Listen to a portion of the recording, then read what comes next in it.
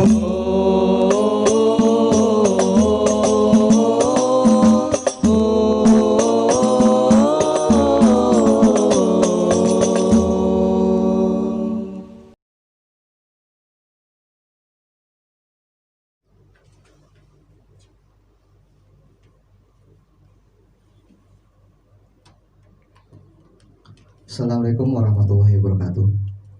Bismillahirrahmanirrahim. Qala al-musannifu rahimahullahu ta'ala wa nafa'na bihi wa bi'ulumihi fid dharain amin.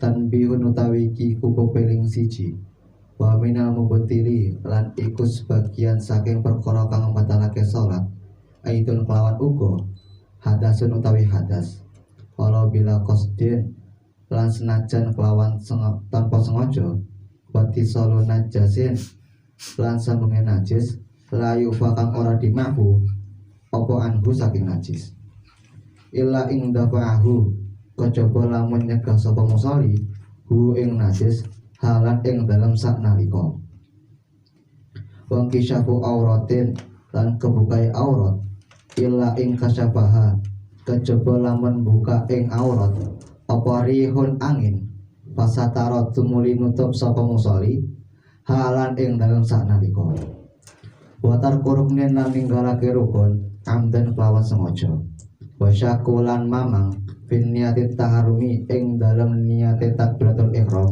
aw syartin utawa syarat laha keduwe niat mamudi ruknin sertane mlakune rukun kauliin kang spongso kauli aw fi'liin utawa kang spongso fi'li autoli zamanin utawa dawane waktu babadul qauli lan utawi sebagian rukun qauli iku kakulihi kaya dene sakabehane rukun qauli matuli zamani syaki sertane dawane waktu mamang oma kisarihi utawa sertane pendek waktu mamang walam ya'id lan orang ulang sapa musolli ma ing perkara kara akang wis maca sapa musolli hu ing ma fihi ing dalam kisar zaman far'un utawi ki cabangan siji law akhbarahu lamun ngabarake ing musolli sapa adlun wong kang adil apane riwayate binahwi najasin kelawan sepadane najis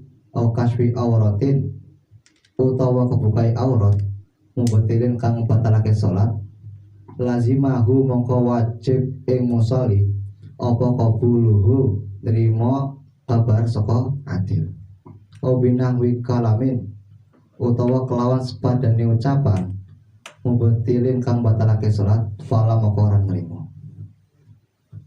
Bismillahirrahmanirrahim. Di sini musonef menambahkan bahwasanya termasuk juga perkara yang membatalkan salat itu adalah hadas. Walaupun adanya hadas ini itu tanpa sengaja. Kemudian perkara yang termasuk membatalkan sholat adalah kejatuhan atau terkena najis yang tidak ada maafu bagi najis tersebut, kecuali jika dia mencegah najis tersebut seketika itu, maka hukumnya tidak membatalkan sholat. Tata caranya adalah apabila najis itu berupa najis yang basah, maka dia langsung melepas pakaiannya seketika itu.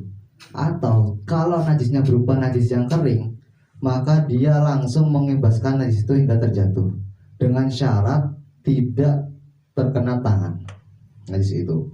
Kemudian yang termasuk perkara yang membatalkan sholat itu adalah terbukanya aurat, kecuali terbukanya aurat ini disebabkan oleh angin, kemudian ia tutup kembali seketika itu, maka hukumnya tidak membatalkan sholat.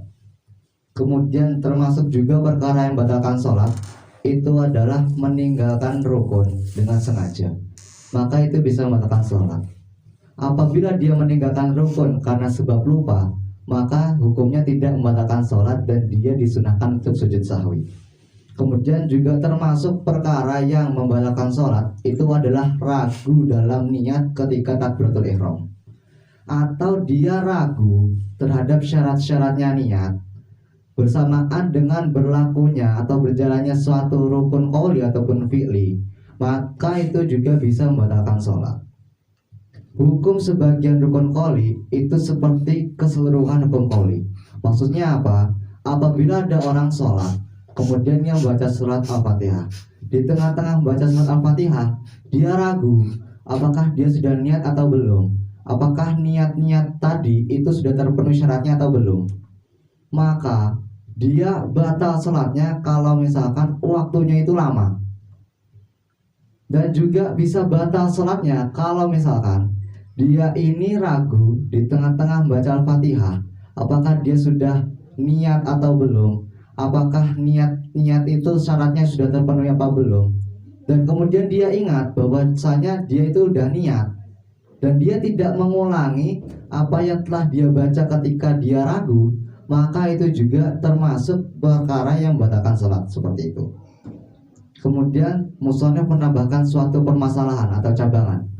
Kalau misalkan ada seorang sholat, kemudian selesai sholat dia diberitahu oleh seseorang, yang orang ini adalah orang yang adil riwayatnya, bahwasanya ketika dia sholat ini terbuka auratnya atau dia kejatuhan najis, maka wajib bagi orang yang sholat tersebut untuk menerima kabar dari orang yang adil tersebut.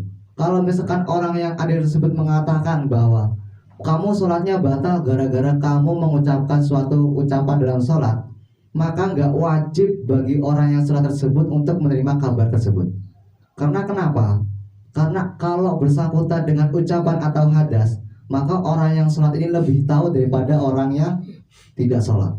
Dan kalau misalkan bersangkutan dengan najis ataupun terbuka aurat, maka orang lain ini lebih tahu daripada orang yang sholat. Seperti itu.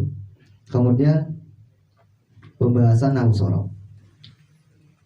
Al-mubtilu secara sorofnya itu adalah kalimat isim yang mengikuti sigoh bina, mengikuti sigoh isim fa'il dari wazan af'ala yuf'ilu.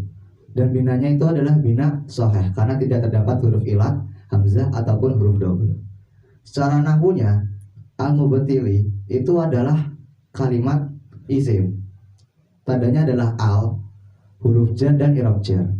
Kedudukannya menjadi majrur karena dia kemasukan huruf jar. Tanda jarnya itu adalah kasroh. Kenapa tandanya kasroh? Karena dia berupa isim mufrad seperti itu. Mungkin cukup dari saya. Assalamualaikum warahmatullahi wabarakatuh.